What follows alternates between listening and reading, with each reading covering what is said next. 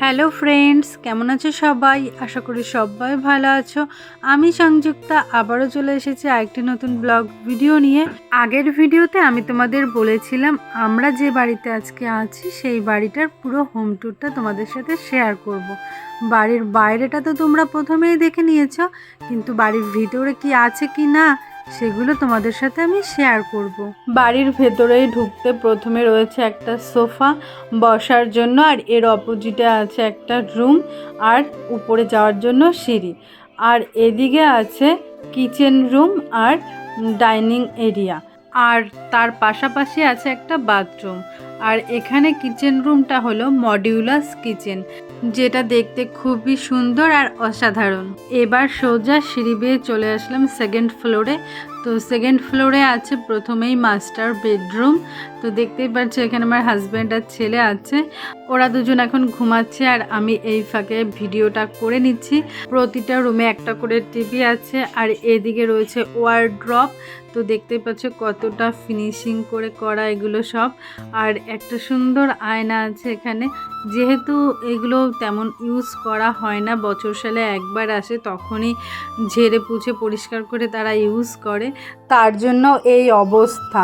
এত টাকা খরচা করে এত সুন্দর বাড়ি বানিয়ে সেখানে যদি বাস না করা হয় তাহলে বাড়ি বানিয়ে লাভটা কি হলো? তারা থাকে মুম্বাইতে আর বছর সালে একবার আসে এই বাড়িতে। এখন বাড়ি দেখাশোনা করার জন্য আছে আমার ছোট দিদা। এখন চলে এসেছি আরেকটা রুমে। তো এটা হলো অফিস রুম। তো এখানে আর কি কাজবাজ করা বা পড়াশোনা করা সেইটার জন্য বানানো। আর এদিকে চলে এসেছি পুরো ড্রয়িং রুম। তো ড্রয়িং রুমটা যে এত বড় করে বানানো, দেখতেই পাচ্ছ। সোফা দিয়ে এখানে ভর্তি, টি টেবিল আছে, দু সাইডে কার্টেন আছে, আর এই যে হলো টিভি ক্যাবিনেট। টিভিটাও দেখতে পাচ্ছ বেশ বড়, মানে অনেকটাই বড়। এখানে বসে সময় কাটানো, গল্প করা, টিভি দেখা সবটাই আর কি এখানে বসে। আমি শুধু ভাবি মানুষ শখ পূরণ করার জন্য কি না করে।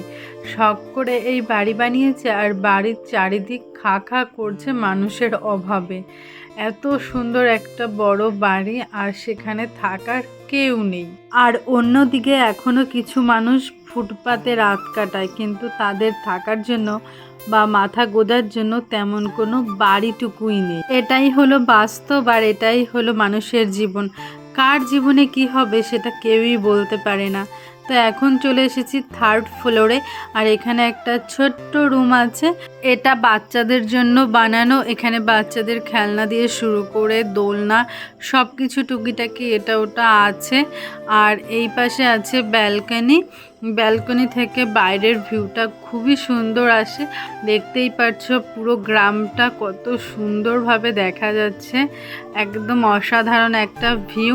সব কিছুই তো দেখা হয়ে গেল, এবার চলো ছাদের থেকে ঘুরে আসি। তো এখনও ছাদটা পুরোপুরি কমপ্লিট হয়নি বলে এদিকে আসা একদমই বারণ ছিল, তাও আমি আর কি দিদার কাছ থেকে পারমিশন নিয়ে এখানে চলে এসেছি। আর এখান থেকেও গ্রামের ভিউটা খুবই অসাধারণ আসছে। দেখতে পাচ্ছ নিচের দিকটা আর কি কাজ কোনো রকমে হয়েছে, উপরের দিকে কাজটা এখনও কমপ্লিট হয়নি। মামারা যেহেতু থাকে মুম্বাইতে, তো সেখান থেকেই মিস্ত্রি আর ইঞ্জিনিয়ার এসে এই বাড়িটা আর কি প্ল্যানিং করে করেছে। তো মুম্বাই থেকে 20 জন মিস্ত্রি এসেছিল আর তারা এখানে থেকে দিনের পর দিন প্রায় 1.5 বছর খাটাখাটনি করে এই বাড়িটা অ্যাকচুয়ালি বানিয়েছে।